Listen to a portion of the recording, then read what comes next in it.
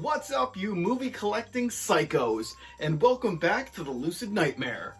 It is time for a movie haul video. I got a bunch of awesome stuff. I hand-picked them, so we got a bunch of different genres in there, and they're really, they go the whole gamut of cinema, so really awesome stuff. And let's not waste any more time because I got a bunch of it. So let's do it. Here is the first one. It is a Criterion release of a stupendous looking series of films. I unfortunately have never watched them, but I was very intrigued by the trailers. I wanted to see it a long time ago when I was in like college, I believe, but I don't think there was anything readily available to check it out. But I actually reminded myself of it watching a video somewhere on Facebook showed it, and I was like, you know, I want to watch them. I don't know if I own them. I don't, so I picked it up. It is the Once Upon a Time in China Blu-ray Criterion set.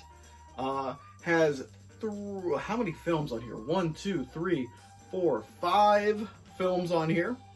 And it's most notably known for having Jet Li in the first 2, I believe. Maybe even the 3, but I know for sure the first 2. But yeah, it's a beautiful looking set right there. And the hell do you get into this thing? Some cool artwork around there.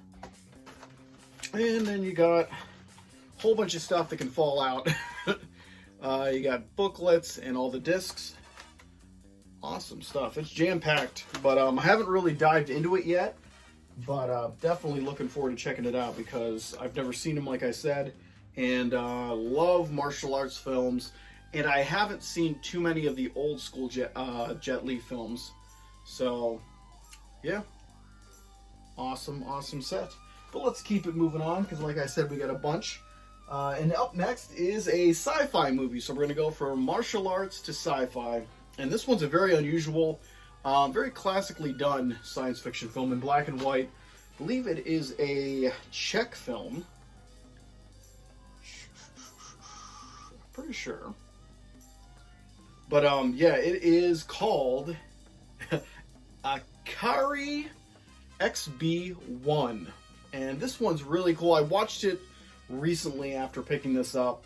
I saw it a long time ago, revisited it, and it's just as good as I remembered. But there was a weird... The ending didn't end the way I remembered. I'm like, what the hell's going on? So I looked into the special features, and there was a deleted ending where it was the ending that I saw. And the ending I saw was a lot better than the one in the movie. It kind of throws everything on its head, and it pulls the rug out from under you then. It's really cool. And they only add like a few little screen shots, so it's interesting. But yeah, I wanted to own it for a long time. I do believe, I don't know if I have it on DVD, but now I got it on Blu-ray, so regardless, it's in the collection. Really awesome stuff, though. Very, it's hard to describe. It's a Twilight Zone-esque kind of sci-fi, you know, back in the day. And this is from, let's see, it is from what year? 1963. So, early 60s. But a really cool film. If you love classic 60s sci-fi films, you're definitely going to love it. It surrounds a bunch of passengers on a long flight through space where they're dealing with each other, atmosphere, you know, and different space problems. But it's very interesting and thought-provoking. Definitely recommend it. But let's go on to something completely different. It is the quintessential film that you think of when you think of blaxploitation films. It is Shaft. This guy, he's a bad mother, and you know it. But I wanted to upgrade it to blue because I do have it on DVD. I had all of Shaft's movies on DVD, and I was upgrading them all one by one, and realized I didn't have the original Shaft on Blu-ray, so I was holding out for the Criterion, but I said, you know what, whatever, this is a good deal, so I'm going to pick this one up. But great film.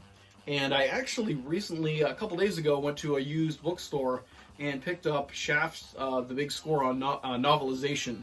So the movie novelization. So that was a pretty cool find.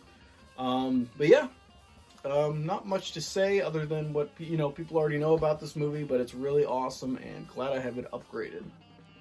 But yeah, that's it. On to the next one. So let's do this one as a double because they're kind of related somewhat in content. One of them I watched before, the other one I need to watch because I just picked it up for the first time. But it is the 50s sci-fi films, and I believe they're both 50s. But yeah, it is Tarantula and Them. So we have giant ants and a giant tarantula. So awesome 50s sci-fi creature feature films. I have seen them a number of times. Really, really love it. Would love to do kind of a showcase of the film and talk about it. Fun, cool stuff. Great special effects. Just great atmosphere all around. And very big in scope. You wouldn't really realize it at first. But love this one, and I need to check out Tarantula because I've been trying to get as many of the 50s, 60s kind of creature feature films. And this one's on my radar, and I have to check it out because I didn't have it previously to own, so now I can watch it. But really cool stuff. Both black and white classic sci-fi films. And Warner Brothers put them out, and we got Scream Factory put out Tarantula. But awesome to have them in there, and I got a whole collection down there of animal, creature, feature, flicks, and stuff like that down there, which I just bought another movie today. What's going to go back in there, so it's ever expanding in that corner.